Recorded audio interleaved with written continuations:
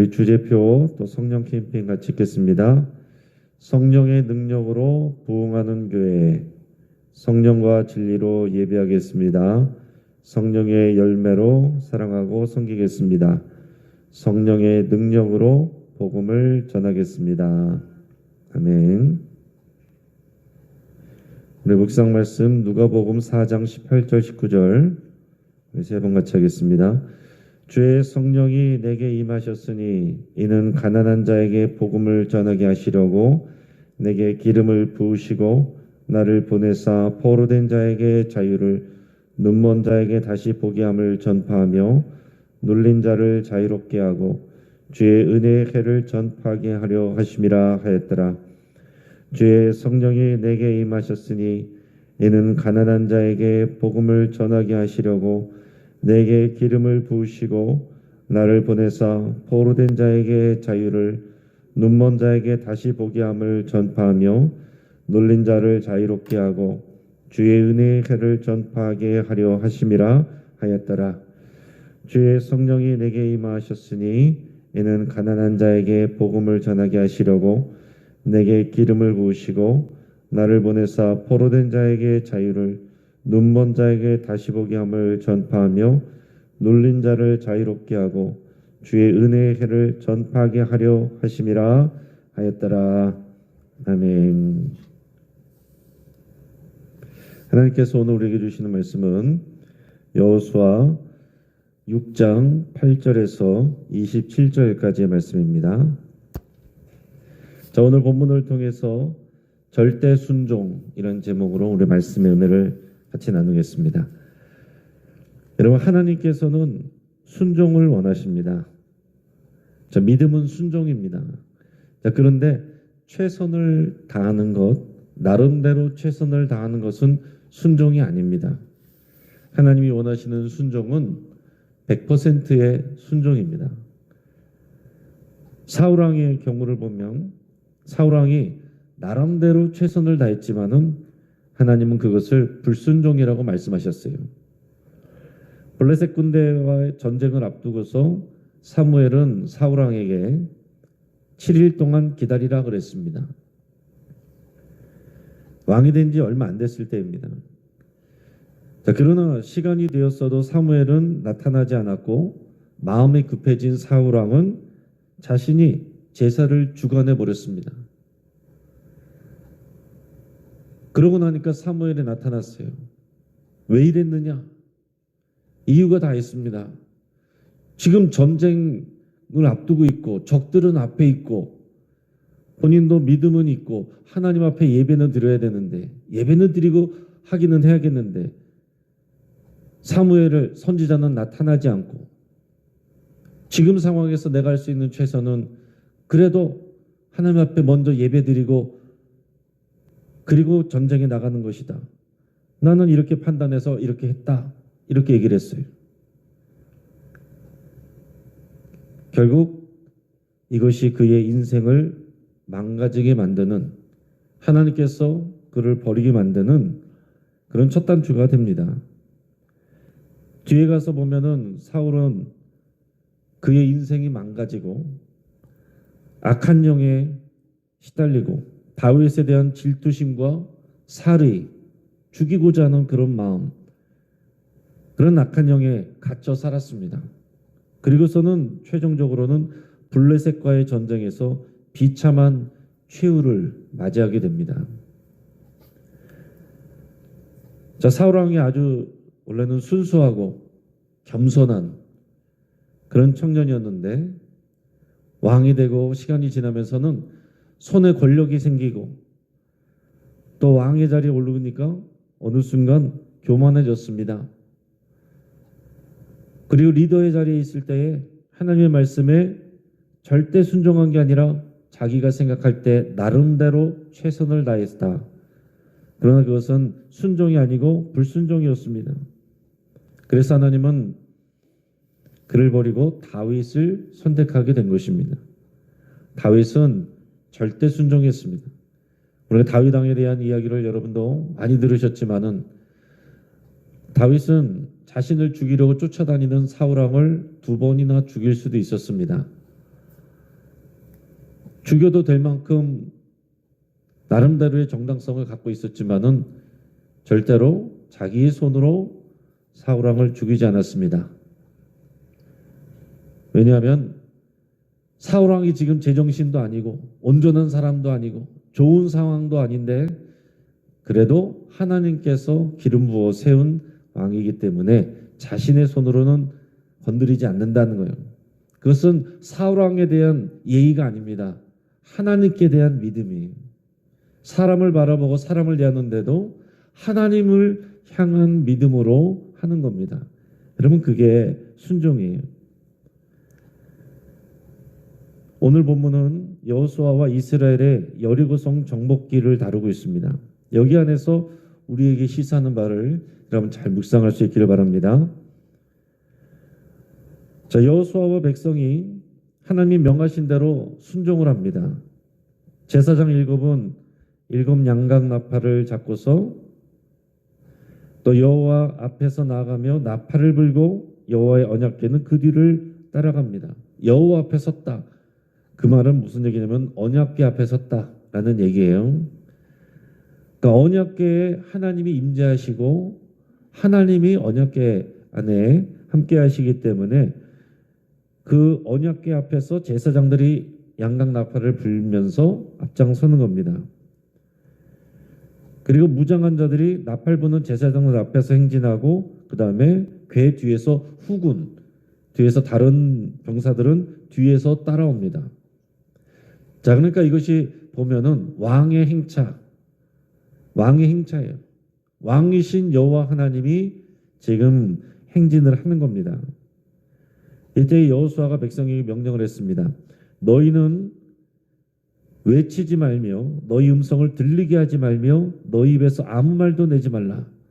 그리하다가 내가 너희에게 명령하여 외치라 하는 날에 외칠지니라.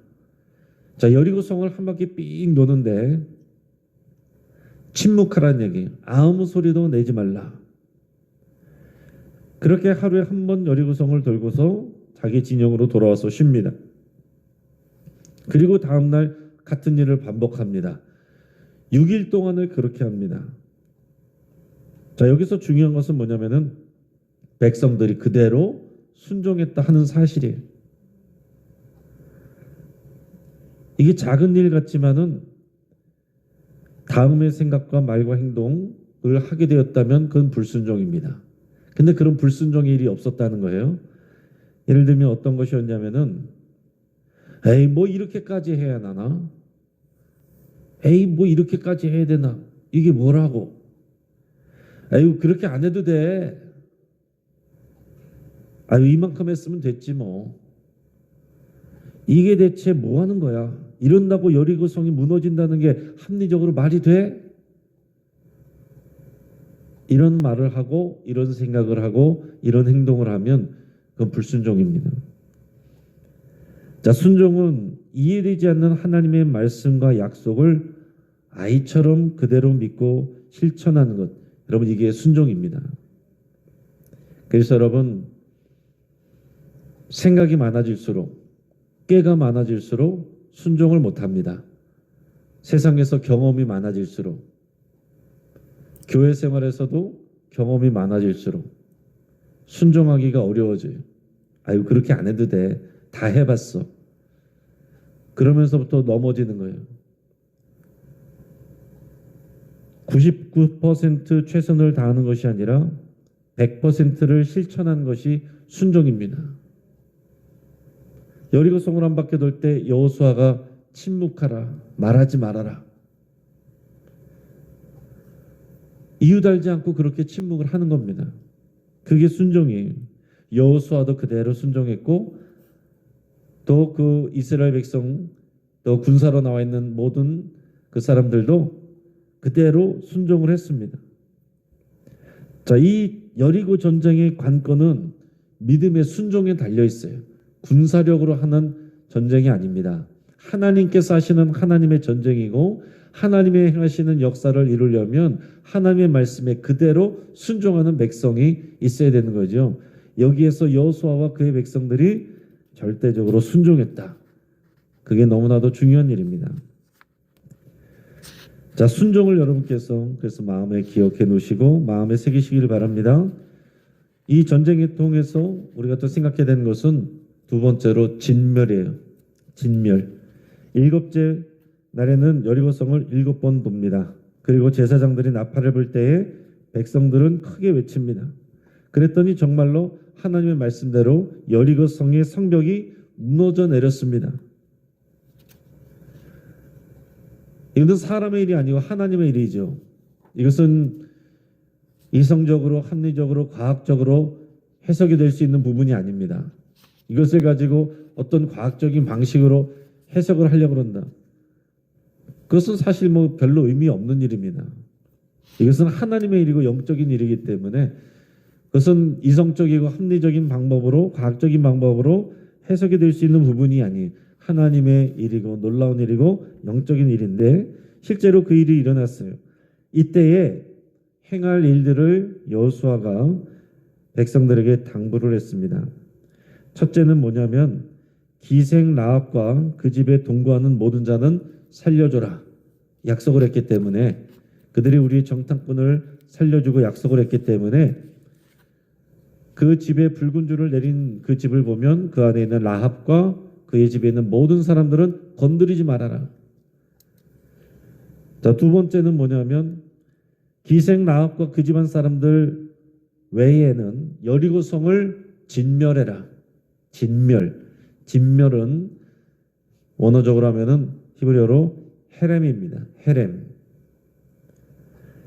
헤렘은 거기에 있는 모든 것들을 남기지 않는 거예요. 그리고 그것을 하나님께 바치는 겁니다. 오늘 성경에서 보면 여리고성 안에 있는 은금과 동철 기구들은 여호와께 구별하여서 여호와의 곳간에 드리라 그랬습니다. 자, 은과 금과 동철 기구들 이것들은 앞으로 사용할 수 있는 거예요. 그냥 드리는 게 아니고 이건 우리의 재물이 된다 그런 정도가 아니고 여호와께 구별하여 하나님께 드릴 것으로 구별하는 것으로 여호와의 곳간에 드려야 된다. 여호와의 곳간이라는 것은 이제 하나님을 위해서 쓰이는 거다라는 얘기예요. 자, 이 전쟁, 헤렘 전쟁에서 백성들은 노량물을 챙길 수 없습니다. 그게 헤렘 전쟁입니다. 일반적인 전쟁을 하면 그 전쟁에 참여한 사람들이 거기에 패한 그 성에 있는 모든 것들을 다 가져가도 돼요. 노력해도 됩니다. 그러나 하나님의 이 헤렘 전쟁은 노량물을 챙길 수가 없습니다. 성 안에 있는 모든 것을 하나님께 바쳐야 되는데 하나님께 바친다는 것이 어떤 것이냐면은 진멸하는 거예요. 남녀노소와 소와 양과 나귀를 칼날로 멸하는 것입니다. 다 죽인다는 거예요. 그래서 이 부분이 쉽게 이해하기가 어려운 부분이고요.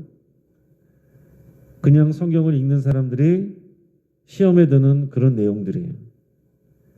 그러나 여러분은 잘 이해하셔야 되는 것은 이것은 인본주의적으로 이렇게 봐서는 해석이 안 되는 겁니다.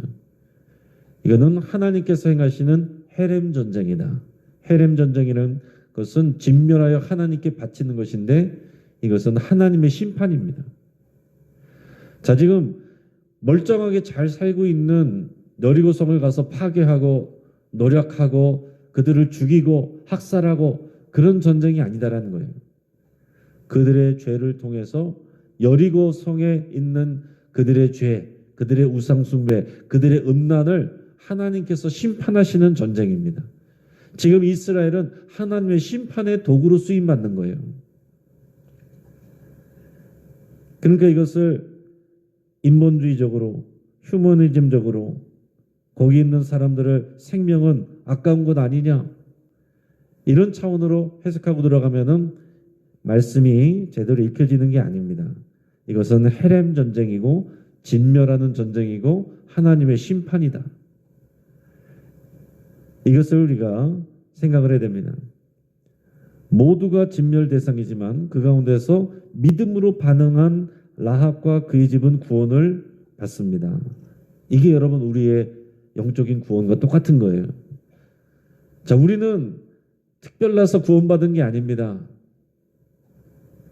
특별한 사람에게만 하나님의 심판이 임하는 게 아니에요. 모든 사람이 죄인이기 때문에 모든 사람에게 하나님의 심판과 진노가 이미 코앞에 와 있는 겁니다. 이것을 알고 내가 영원히 멸망할 줄을 알고 예수 그리스도를 믿는 것만이 구원인 줄을 알고 내가 죄인임을 고백하고 예수님을 믿어 그 믿음만으로 하나님의 구원을 받는 것, 이게 우리의 구원이에요. 그러니까 오늘 이 진멸전쟁을 통해서 이것은 하나님의 심판을 여러분 아셔야 되고 보셔야 됩니다. 그러나 그 가운데서도 믿음으로 반응한 사람은 구원을 받는다. 예수님을 향한 믿음으로 구원받은 우리가 라합과 그의 집안에 있는 모든 사람들처럼 믿음으로 은혜로 우리가 구원을 받은 것입니다. 오늘 여리고성 또 이 정복기를 통해서 이것은 진멸 전쟁이고 하나님의 심판이다라는 것을 여러분께서 꼭 기억하시길 바랍니다. 그리고 또 하나 우리가 봐야 될 것은 뭐냐면 저주와 형통이 있어요. 26절 말씀을 우리가 같이 읽겠습니다. 6장 26절입니다. 여호수아가 그때에 맹세하게 하여 이르되 누구든지 일어나서 이 여리고성을 건축하는 자는 여호와 앞에서 저주를 받을 것이라. 그 기초를 쌓을 때에 그의 맏아들을 잃을 것이요 그 문을 세울 때에 그의 막내 아들을 잃으리라 했더라. 아멘. 자, 여호수아는 뭐라고 선포했냐면 승리하고 나서 앞으로 이 여리고성을 건축하는 자는 여호와 앞에서 저주를 받을 것이다. 이렇게 선포를 했습니다. 그의 기초를 쌓을 때에 그의 맏아들을 잃을 것이고 그 문을 세울 때에 그의 막내 아들을 잃을 것이다. 자, 이것은 여호수아가 그냥 자기적으로 하는 말이 아닙니다. 하나님의 계시를 받아서 선포하는 거예요. 이것은 예언입니다. 근데 500년 후에 정확하게 이 말이 그대로 성취가 됩니다. 그 당시는 이제 북이스라엘의 아합 왕 때였는데 베델 사람 히엘이라는 사람이 이 여리고성을 재건하려고 하다가 두 아들을 잃게 됩니다. 열왕기상 16장 34절을 제가 읽어드립니다. 그 시대에 베델 사람 히엘이 여리고를 건축하였는데 그가 그 터를 쌓을 때에 맏아들 아비람을 잃었고 그 성문을 세울 때에 막내 아들 스굽을 잃었으니 여호와께서 눈의 아들 여호수아를 통하여 하신 말씀과 같이 되었더라. 아멘. 500년의 시간 후에 이루어진 것입니다. 지금 같은 사람이 쓰는 게 아닙니다. 이게 500년 후에 일어난 일을 지금 기록한 것인데 그대로 이루어집니다. 자, 여리고성을 하나님께서 심판하신 거예요. 이것은 저주받은 것입니다. 하나님의 심판입니다. 이것을 다시 일으키려고 한다. 그것을 금지시켰는데 그것을 다시 일으키려고 하는 그 사람에게 또 그 일이 선포가 그대로 이루어졌다. 하나님의 저주가 임했다라는 겁니다. 하지만 그 다음에 보면 형통에 대한 내용이 나옵니다. 여호수아는 그러나 형통했습니다. 27절 말씀을 우리가 읽겠습니다. 여호와께서 여호수아와 함께 하시니 여호수아의 소문이 그 온 땅에 퍼지니라. 아멘. 자, 여호수아의 소문이 가나안 땅에 퍼졌고요. 그의 행하는 일들은 다 형통했습니다. 하나님께서 약속하신 대로예요. 여호수아가 형통할 수 있는 비결은 여호와 하나님께서 그와 함께 하시기 때문에 동행하시기 때문에 그런 것입니다. 하나님이 함께 하시면 형통하게 되는 겁니다. 지금 눈에 보이는 상황과 상관없이 하나님 함께 하시면 그것 자체를 이미 형통한 것입니다. 형통을 쫓기 위해서 하나님을 등지면 형통이 달아납니다. 그러나 하나님을 쫓으면 형통이 따라옵니다.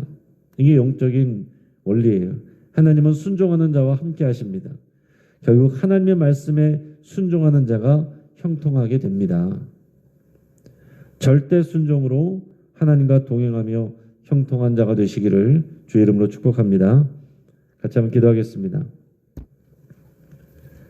오늘 말씀을 붙잡고 함께 기도할 때에 믿음으로 내 속사람이 새로워지기를 여러분 위해서 함께 기도하길 바랍니다.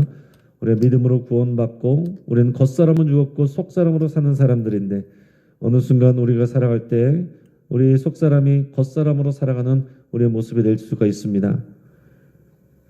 사울 왕같이 될 수 있습니다. 여러분 우리가 날마다 성령의 임재를 구하며 우리의 속사람이 새롭게 되기를 여러분 간절히 기도하시기 바랍니다. 또한 내가 주인 되어서 나름대로 최선을 다하는 삶, 지금 내 삶에서 이대로만 이 정도가 내가 할 수 있는 최선입니다. 여기까지입니다. 그 선을 그었던 모든 것들을 여러분 회개할 수 있길 바랍니다. 신앙생활은 여기까지, 예배는 여기까지, 기도와 헌신은 여기까지, 내가 선을 그었던 나름대로의 최선을 여러분 십자가 앞에 내려놓으시고 또 기도할 수 있길 바랍니다. 하나님의 진멸과 저주와 순종의 의미를 여러분 깨닫고 또 절대 순종하는 삶이 되기를 이 시간 결단하며 기도하실 수 있길 바랍니다. 우리 환우들을 위해서 같이 기도하시고 오늘 신년 축복송의 마지막 날입니다. 은혜의 마지막 자리, 이 축복송에는 기승전결 또 이런 진행이 있습니다. 오늘은 마지막 시간이고 또 특별히 가정과 자녀 축복의 시간이 있습니다. 여러분께서 같이 위에서 기대해 주시고 많은 성도님들이 나와서 하나님의 축복의 파도에 올라타는 시간 될 수 있도록 함께 기도해 주시기 바랍니다. 이 시간 주여 한번 부르짖고 합심해서 함께 기도하겠습니다. 주여